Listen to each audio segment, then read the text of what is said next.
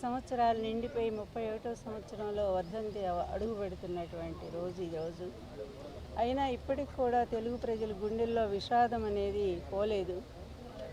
ఆయన కోల్పోయినటువంటి జీవితాలు, ఆయన అందించినటువంటి మంచి పనులు పేదవర్గాల గుండెల్లో ఇప్పటికి కూడా శాశ్వతంగా నిలిచిపోయాయి.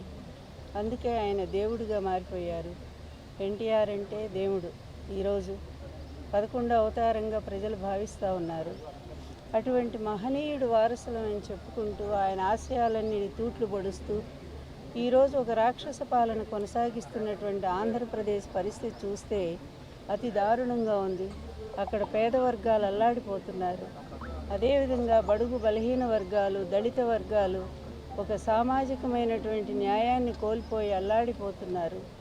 కేవలం అక్కడ ఒక హత్యా రాజకీయాలకు ఒక నిలయంగా మారిపోయిన ఆంధ్రప్రదేశ్ని కాపాడమని చెప్పి నా భర్త ఆత్మని నేను వేడుకుంటా ఉన్నాను.